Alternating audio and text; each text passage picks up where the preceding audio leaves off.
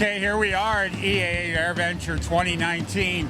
We're standing underneath the fuselage of a 747-8F, and it's actually a UPS aircraft that they flew into Oshkosh here to have on display all week long. I'm standing here with Dave Schmitz. He is the pilot of this behemoth we're standing under. And Dave, why don't you tell the people a little history about your flying and your career with UPS? Okay, well, I came to my first AirVenture when I was 15 or 16 years old, and started flying about 27 years ago. I got hired at UPS about 13 years ago, and I've been flying this airplane since 2010. Because when you're up in the cockpit, you're 3 stories up? Yep, yeah. 3 stories up, and later on we'll walk over maybe by the stairs or the front end and get a perspective of how high it is. But well, if we back away, we're standing by the inner landing gear of the airplane. A lot of people don't realize this has 2 sets of landing gear. It has a set underneath the wings as well as underneath the fuselage. And this just shows I guess the largeness of it, Dave. And right. These are 4 tires, not 2. Right, and actually this is actually an 18-wheeler. If you count them all up, it's 18 sets of wheels. So right. Start over. Okay. All right, well here we are. We're over at standing in front of one of the 4 engines on this aircraft. As you can see behind us, it's huge. And the inlet on it, if you were to get sucked into this, well, it wouldn't be a good thing. So, but this will suck in birds regularly and things and still keep flying, right, Dave? Yeah, I believe they actually test it with frozen birds that shoot through there when they do engine testing to make sure it'll hold up to that kind of fog damage. Right. So, and these are the newest generation of jet engines, I guess you could say. Yeah, these are GE Gen X engines. I think they're rated at 66,000 pounds of thrust. Wow. Right about that. Yeah. And very efficient, actually. These new engines on this airplane lets haul more weight and with less fuel than we can do with the older 400s. More efficient. Yeah, more efficient. All right, now we're in the cargo bay of the 747. UPS's 747, actually. And, Dave, I mean, this plane is endless on the ginormousness of it. You come in here, and it's endless. You look down the cargo bay, and it seems like it never ends, and the width of it is just incredible. Well, one of the big advantages of the 747 over other freighters is the total volume of this airplane. So we're actually able to carry about 300,000 pounds of cargo for over 6,000 miles, and some longer legs if we start taking less cargo. So it flies for a long distance, and it's got more cargo volume than any other airplane's class. So that's why they're popular among freighters still. And it has an upper and loading deck for the cargo too. So there's an upper and lower deck. And if you look on the floor, there's actually the motorized units in all the floor spots here.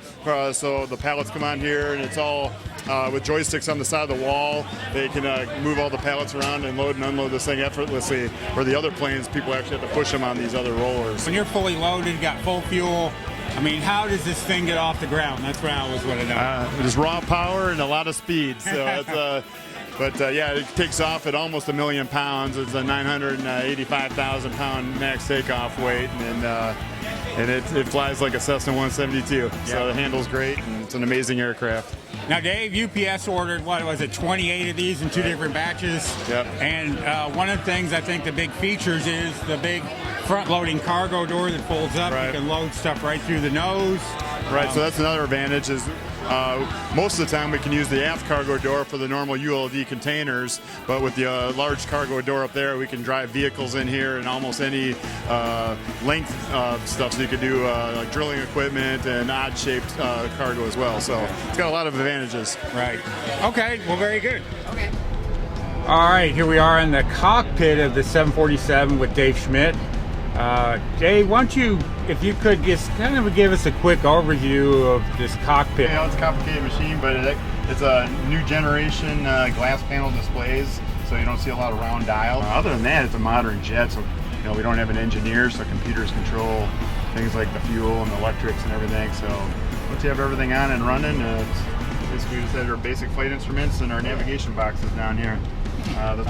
Yeah. Big change from going from flying a DC-8 to a modern 747? Yeah. This one, you don't have to calculate your descent like you did in the DC-8 as much.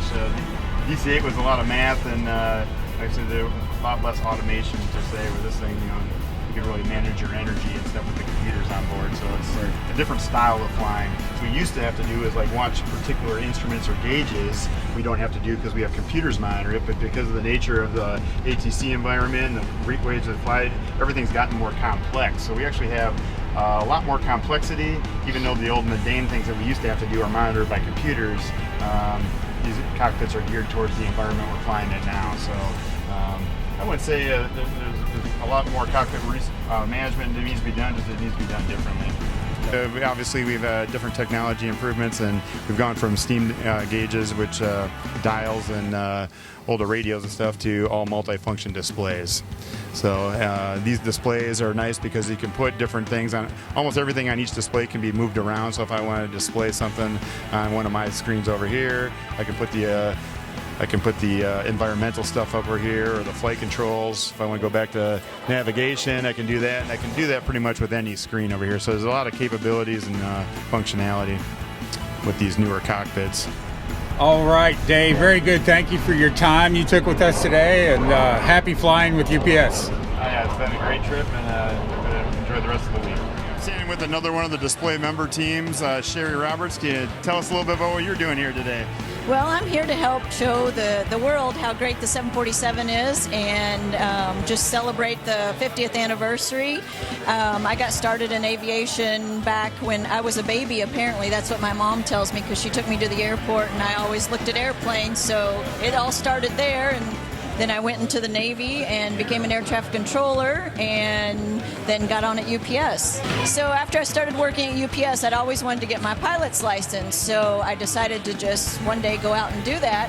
And Dave is someone who helped me. He was one of my instructors and helped me get there. And I finished my commercial multi just a year ago. I'm Dave Schmitz from Louisville, Kentucky, a pilot for UPS Airlines. I'm Michelle Booth from Eagle River, Alaska, and I'm a pilot for UPS Airlines. Hi, I'm Fred Johnson, UPS Airlines from Shelbyville, Kentucky, and this is our ride.